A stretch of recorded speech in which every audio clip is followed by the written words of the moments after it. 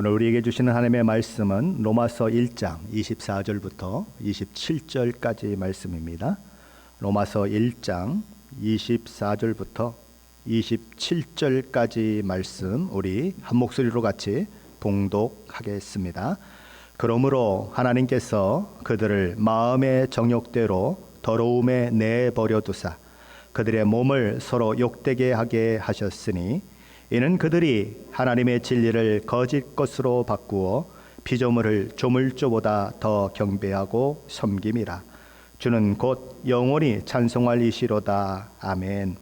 이 때문에 하나님께서 그들을 부끄러운 욕심에 내버려 두셨으니 곧 그들의 여자들도 순리대로 쓸 것을 바꾸어 영리로 쓰며 그와 같이 남자들도 순리대로 여자 쓰기를 버리고 서로 향하여 음욕이 불일 듯하며 남자가 남자와 더불어 부끄러운 일을 행하여 그들의 그릇 때문에 상당한 부흥을 그들 자신이 받았느니라. 아멘. 네, 우리는 몇 주에 걸쳐서 로마서 1장 마지막 부분을 살펴보고 있습니다. 특별히 로마서 1장 23절과 25절 그리고 26절에서 언급되고 있는 바꾸었다라고 하는 문장을 중심으로 인간이 행한 어두움의 거래가 무엇인지에 대해서 살펴보고 있습니다.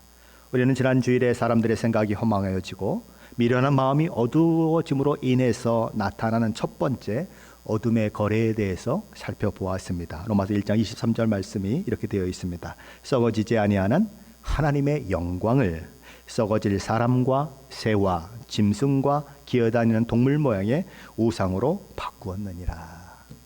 그것이 첫 번째 어둠의 거래인 것입니다. 오늘 우리가 살펴보게 될 인간들의 두 번째 어둠의 거래의 내용은 하나님께서 주신 거룩하고 아름다운 성을 왜곡하는 것입니다. 성은 거룩하고 아름다운 것입니다. 그리고 하나님께서는 이 남녀간의 성적 교류를 오직 결혼한 부부에게만 허락하셨습니다. 하지만 하나님을 마음에 두기를 거부하는 인간은 그 부부간에 행해져야 할 성을 확대시키고 또 확대시키고 있는 것입니다.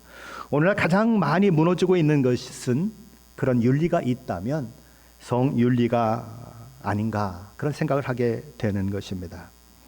여러분은 작년 한 해 사람들을 가장 많이 죽음으로 몰아넣은 것이 무엇이라고 생각하십니까? 무엇이 작년 한 해 가장 많은 사람들을 죽음으로 몰아넣었을까요? 코비드-19, 교통사고, 암, 전쟁, 어떤 것일까요? 2022년 1월 6일자 크리스찬 투데이 기사에 이런 제목의 기사가 올라왔습니다. 낙태가 2년 연속 전 세계 사망 원인 1위를 기록했다. 작년 사망 원인 중 낙태는 약 4,260만 건으로 2위인 전염병 사망자 약 1,300만 명보다 3배나 많았다. 충격 그 자체가 아닙니까? 전 세계적으로 가장 많은 사망 원인은 다름 아닌 낙태요. 그 낙태로 인해서 작년 한 해만 무려 4,260만 명의 태아가 죽임을 당했다. 그 수치는 두 번째 사망의 원인인 암과 비교했을 때에 3배 이상 많은 수치다라고 얘기합니다. 우리 대한민국의 인구가 5,100만, 5,300만 이렇게 얘기합니다. 요즘 러시아가 으르렁거리며 위협하고 있는 우크라이나의 인구는 4,360만 명입니다. 한 해에 우크라이나의 전체 인구에 해당하는 태아가 죽임을 당하고 있다는 거예요. 자, 그렇다면 2022년에는 나아지고 있을까요? 크리스찬 투데이는 2022년 들어와서 겨우 4일 만에 얼마나 많은 태아가 죽임을 당했는가? 무려 40만 명 이상이 죽임을 당했다라고 얘기하는 것입니다. 올해도 분명 낙태는 1등을 할 것입니다. 뭐 때문에 이렇게 많은 태아가 죽임을 당할까요? 건강의 이유도 있고 또 자녀의 낳는데 부담도 있고 여러 가지 원인들이 있을 수 있지만 가장 큰 원인은 성적 문란 때문입니다. 낳고 싶지 않는 아이를 임신했기 때문에 그렇죠. 오늘 저희가 읽은 로마서 본문은 여러 성적 문란 중에서도 특별히 오늘날 합법화의 물결이 세계를 휩쓸고 있지만 마지막 진리의 기둥이 되어야 할 교회조차도 그것에 타협하고 함께 동참하는 안타까운 현실을 만들어내고 있는 여성과 여성 간의 남성과 남성 간의 동성애에 대해서 말하고 있습니다. 동성애 문제는 어제 오늘의 이야기가 아닙니다. 아주 오랜 옛날부터 있었고 인간의 삶이 있는 곳에서는 어디나 등장하곤 했던 문제다라고 해도 틀리지 않을 것입니다. 성경에 기록된 동성애가 처음 나타나는 때는 언제일까요? 아브라함 시대입니다. 아브라함 시대가 언제죠? 지금으로부터 약 4천여 년 전의 이야기입니다. 얼마나 먼 옛날 얘기라고요? 지금으로부터 무려 4천년 전의 이야기인데 거기 보면 창세기 19장에 소돔과 고모라의 이야기가 나오는 것입니다.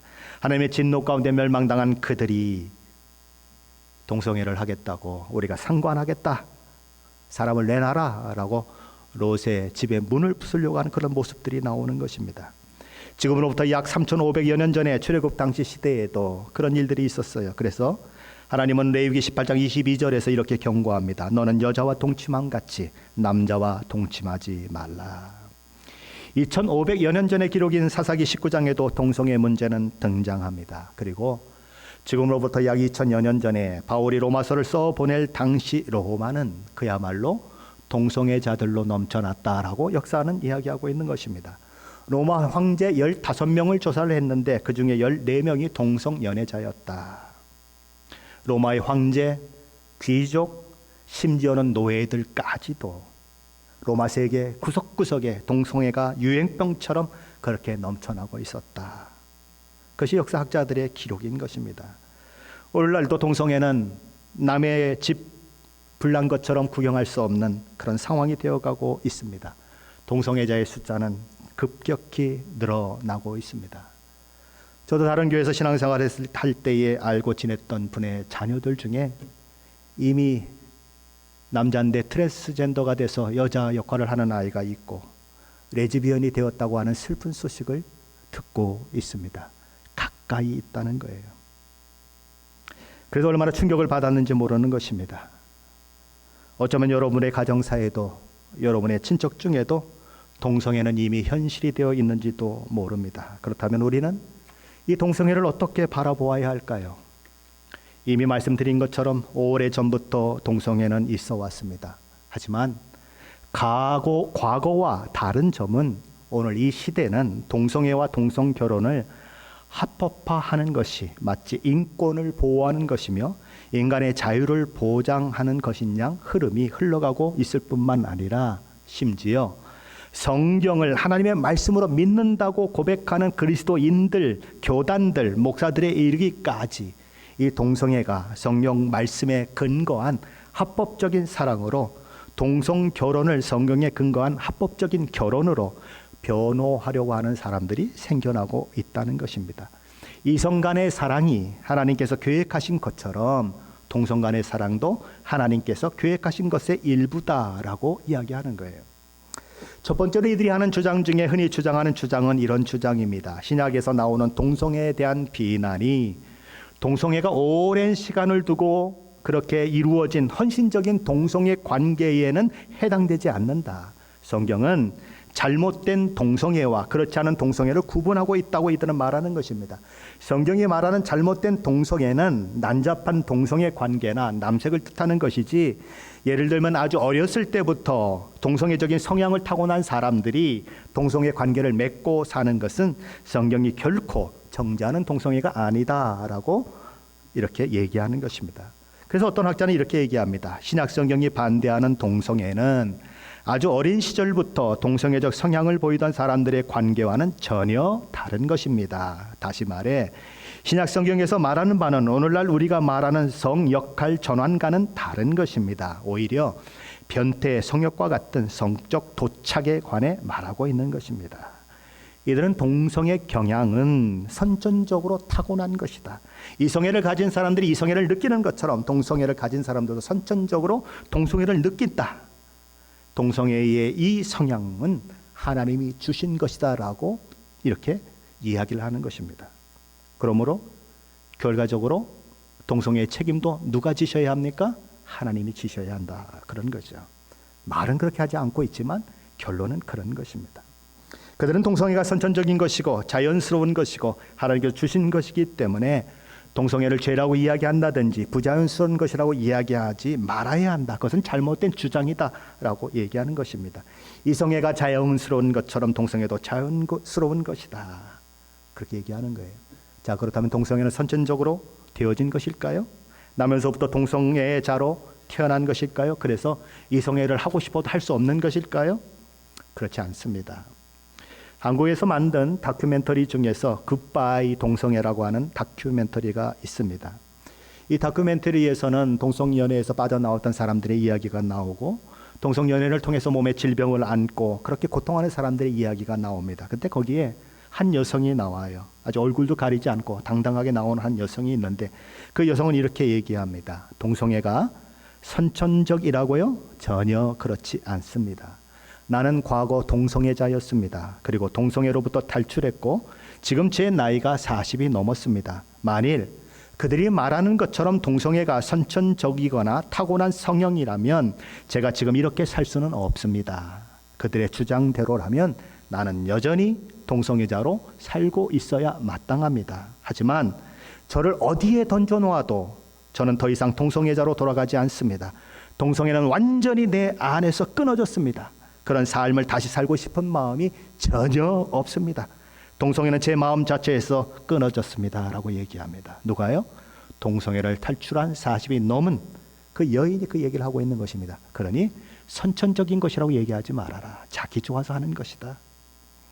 두 번째로 동성애를 옹호하는 사람들 중에는 오늘 저와 여러분이 읽은 로마서 1장 26절, 27절 본문이 그것이 이야기하는 사람들이 이성애자들이 자신에게 자연스러운 것이 뭐예요?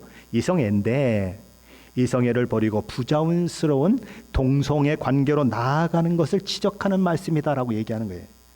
그러니까 동성애자가 동성애를 하는 그걸 얘기하는 것이 아니라 이성애 성향을 타고나고 이성애자로 태어났으면 당연히 이성을 사랑해야 되는데 그거에서 싹 벗어나가지고 뭘 하려고 그래요? 동성애를 하려고 한다. 그것을 지적하는 말씀이다라고 얘기하는 것이에요. 그러므로 바울이 순리를 쓸 것을 영리로 쓴다고 하는 것은 이성애자가 동성애로 돌아서는 것, 그것을 얘기하는 것이다라고 그들은 얘기하는 것입니다. 하지만 여기서 영리로 쓴다라고 하는 이 단어에 대해서 존 파이퍼 목사님은 이렇게 얘기를 했습니다. 영리로 쓴다고 하는 헬라어 덴파라피신이라고 하는 이 그리스 단어는 그들의 주장과는 달리 그리스도 윤리 문학에 등장하는 그런 단어로서 당시 이성애들 사이에 벌어지는 동성애 행위가 아니라 동성애 행위 자체를 지칭하는 말이었습니다.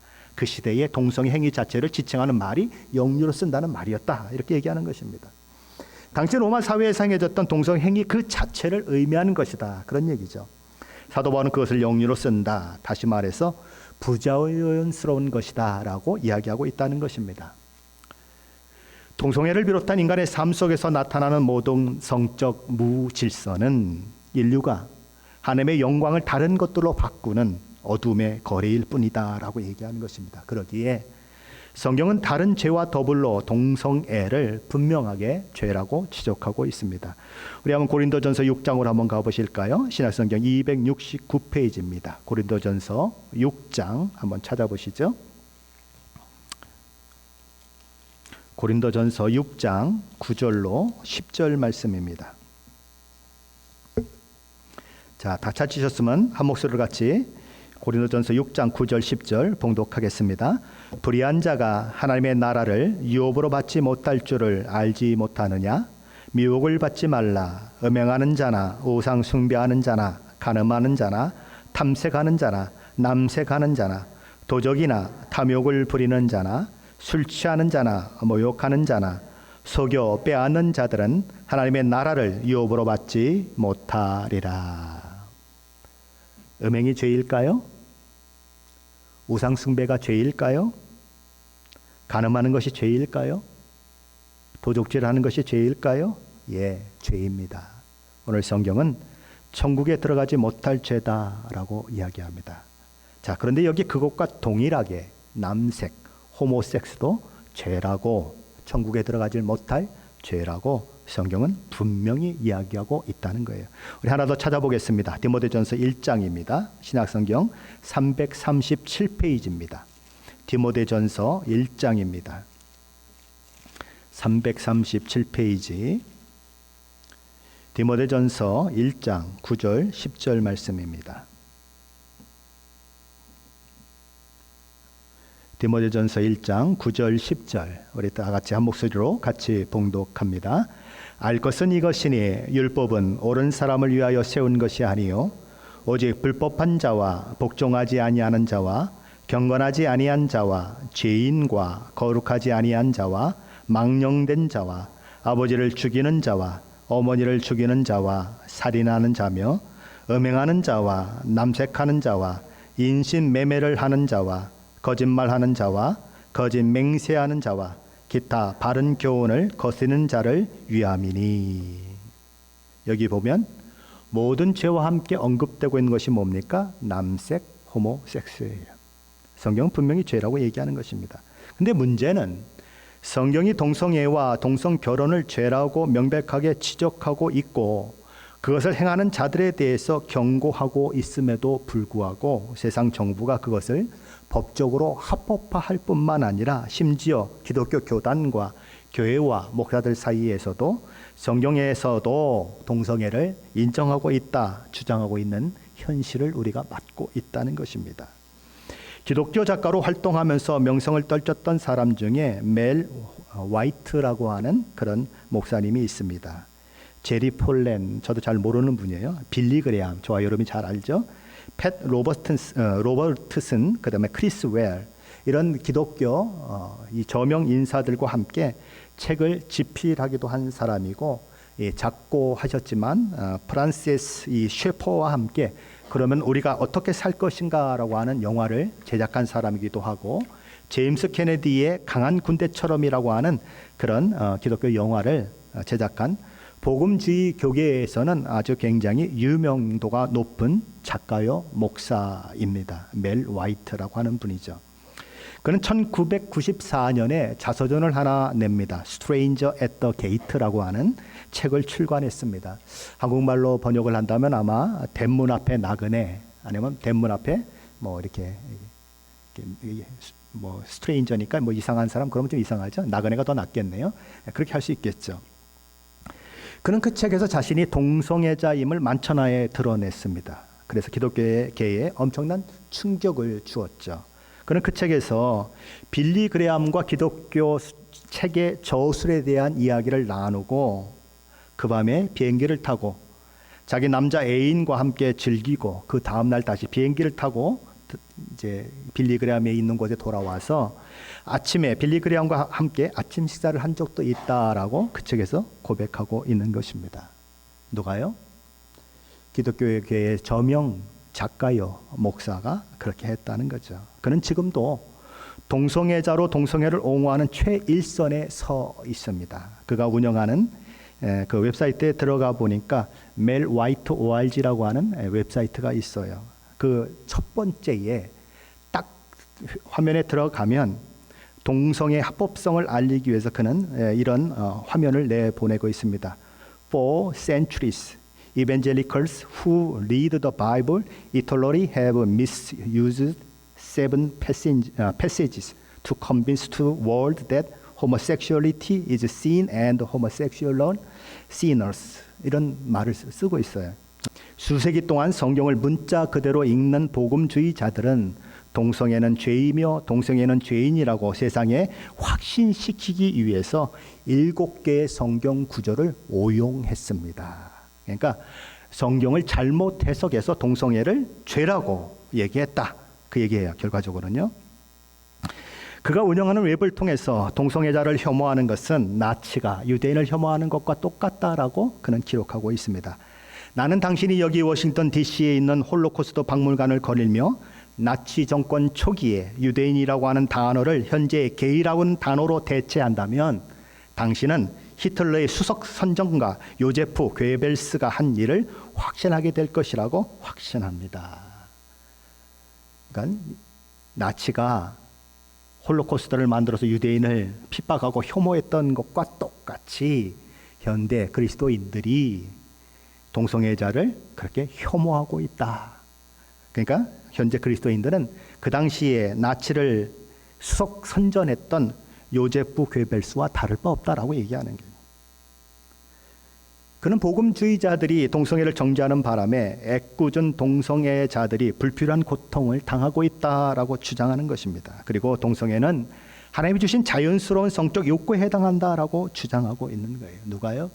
목사님이, 빌리그램과 함께 그렇게 복음을 전하고 했던 목사님이 그 일을 하고 있는 것입니다. 자신도 동성애자고, 그리고 자신만 행할 뿐만 아니라 그 일을 행하는 사람을 옳다 하는 거예요. 성경에도 그렇게 증언한다라고 얘기하는 거예요. 하지만 예수님은 마태복음 19장에서 하나님께서 남자와 여자를 만드셔서 가정을 이루게 하신 일에 대해서 언급하시면서 이런 말씀을 하고 있습니다. 마태복음 19장 4절로 6절 말씀입니다. 예수께서 대답하여 이르시되 사람을 지으신 이가 본래 그들을 남자와 여자로 지으시고 말씀하시기를 그러므로 사람이 그 부모를 떠나서 아내와 합하여 그 둘이 한 몸이 될지니라 하신 것을 읽지 못하였느냐. 그런즉 이제 둘이 아니요 한 몸이니 그러므로 하나님이 짝지어 주신 것을 사람이 나누지 못할지니라 하시니. 예수님이 하신 말씀을 간단히 정리한다면 하나님께서는 태초부터 남자와 여자를 창조하셨고 남자와 여자를 결합하여 한 가정을 이루게 하셨으며 한 몸을 이루게 하셨다는 거예요.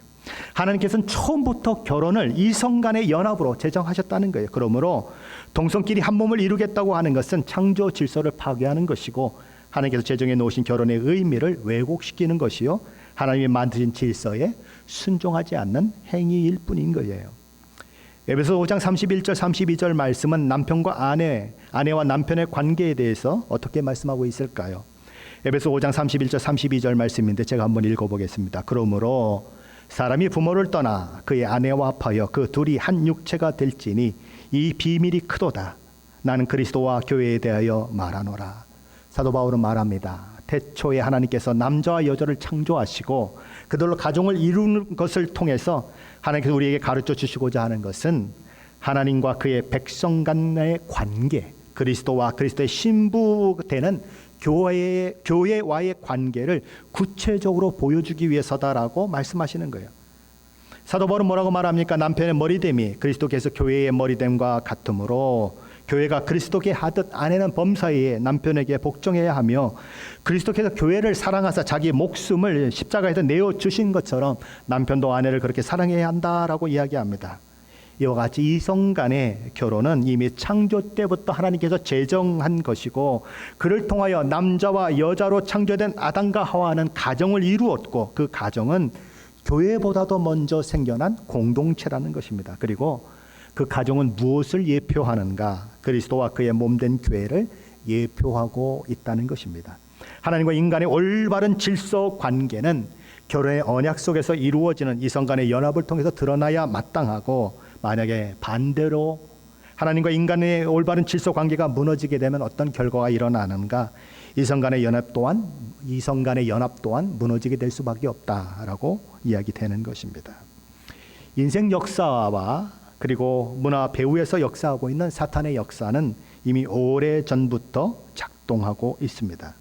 그들은 창조 하나님께서 제정하신 가정제도를 무너뜨리고 있는 중이고 그 가정제도가 예표하고 있는 하나님의 교회를 무너뜨리고 있는 중입니다.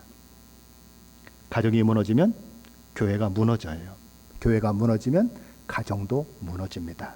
사탄이 왜 집요하게 그렇게 가정을 무너뜨리려고 할까요? 이 땅의 교회를 무너뜨리려고 하는 전략이 있기 때문에 그렇습니다. 한국의 대통령 선거가 이제 2달도 채 남지 않았습니다. 2022년 1월 4일자 크리스찬 투데이에 의하면 정의당의 대통령 후보인 심상정 대선 후보가 대선 공약으로 남녀를 구분하지 않는 성중립 화장실을 전국에 설치하겠다라고 공약을 내걸었습니다. 어떤 한 청소년이 청소년 성소수자에 처해 있는 학생 인권 침해가 공공연히 행해지고 있다라고 그렇게 이야기를 하자 그에 대해 답변하는 과정에서 일어난 그런 일이죠.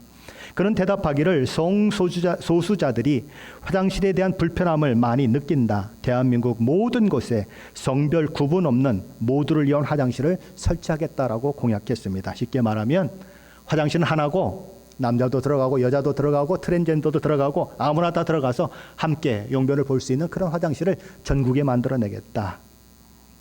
그리고는 더 나아가서 이렇게 얘기합니다. 동성애자나 성소수자에 대한 학생 차별을 없애기 위해서는 학생 인권법을 만들어야 되는데 지자체별로 그렇게 만들어서는 아무런 효과가 별로 없다. 그러므로 전국적으로 통일된 학생 인권 규범을 만들어야 한다.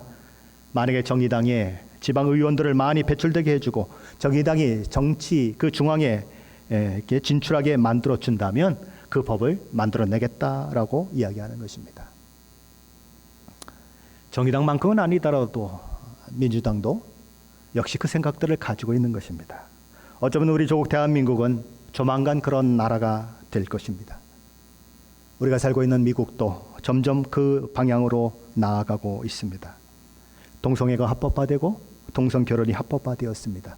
수많은 교단들이 동성결혼을 하나님 주신 결혼으로 받아들이고 있고 동성애 목자, 동성애 목사, 동성애자, 신부가 나오는 것은 어제 오늘의 일이 아니에요. 그러나 우리가 기억해야 하는 것은 하나님께서 만들어 놓으신 순리를 영리로 바꾸는 행위가 바로 그 행위라는 것입니다. 하나님께서 만드신 창조 질서를 깨뜨리고 하나님께 도전하는 것이에요. 하나님께서는 당신이 악으로 규정하시고 하나님께서 죄로 규정하신 것에 대해서 아니다라고 강변하면서 악도 아니고 죄도 아니다라고 강변하는 것에 대해서 성경 여러 곳에서 경고하고 계신데 이사야서 55장 20절은 이렇게 말씀합니다.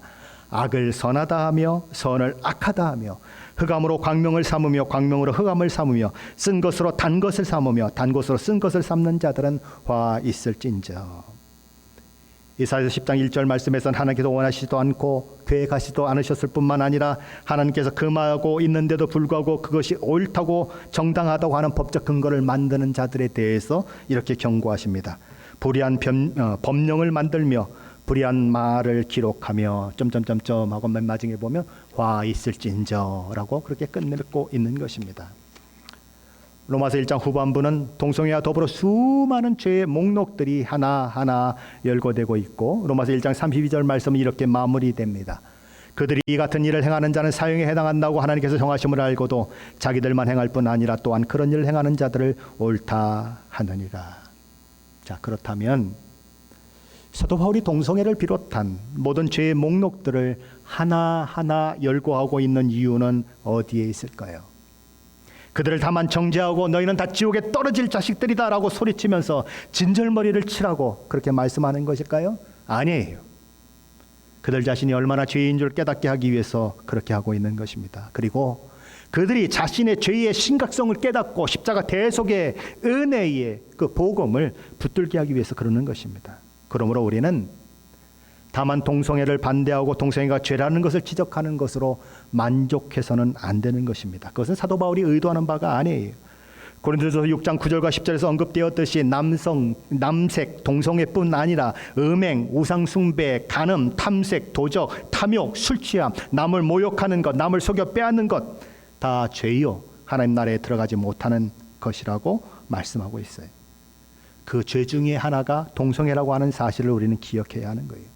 우상 숭배자였더라도 회개하고 돌이켜 십자가를 붙들면 간음하고 도적질했던 사람이라고 하더라도 그가 회개하고 돌이켜 십자가를 붙들면 죄 용서 받는 것처럼 하나님의 자녀가 되는 것처럼 놀라운 은혜가 부어지는 것처럼 동성애라고 하는 죄도 그런 사람들에게도 그런 기회는 열려 있다고 하는 것을 저와 여러분이 잊지 말아야 하는 것입니다. 우상 숭배도 죄고 간음이 죄고 탐색이 죄고 도적질이 죄고 술취함이 죄인 것처럼 동성애는 분명 죄입니다. 하나님의 심판을 받아 멸망해야 할 그런 죄예요. 그러면 우리가 가장 먼저 생각해야 하는 것은 동성애는 죄가 아니다. 더 이상 그들을 정죄하지 말고 있는 그대로 사랑하고 품어야 한다는 이야기는 성경의 이야기가 아니라고 하는 것을 기억해야 하는 거예요. 요즘 우리 주변에 동성애자들이 점점 많아지고 있습니다. 친척들이 심지어 자기 자녀들이 동성애자가 되었을 때에 부모가 가지는 복잡하고 아픈 마음은 이루 말할 수가 없을 것입니다. 그래서 남의 이야기일 때에는 동성애에 대해서 설교를 들어도 마음이 쓰이지 않았는데 내 친척, 내 자녀가 동성애에 빠져 있을 때에는 동성애가 죄라고 얘기하는 설교를 들으면 괜히 마음이 불편해지는 게 우리의 모습이에요. 하지만 한번 생각해 보십시오. 내 아들이 강도짓을 했는데 아들이 강도짓을 했다고 해서 강도짓을 죄가 아니라고 얘기할 수 있을까요? 내 자녀가 남을 속이고 빼앗고 사기쳤는데 내 자녀이기 때문에 그게 죄가 아니라고 얘기할 수 있을까요? 없어요.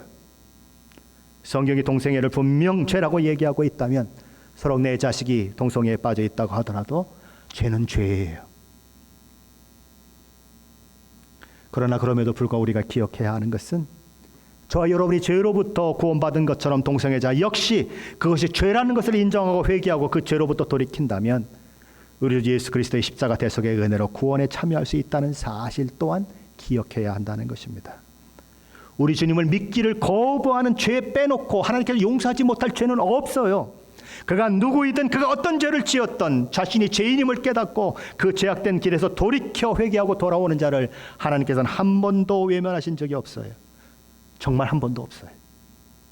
우리는 그 차원에서 동성애자들을 불쌍히 여길 죄인으로, 회개하고 변화되어야 할 죄인으로 바라볼 수 있어야 합니다. 그런데 안타깝게도 교회가 그동안 그것을 놓쳤어요.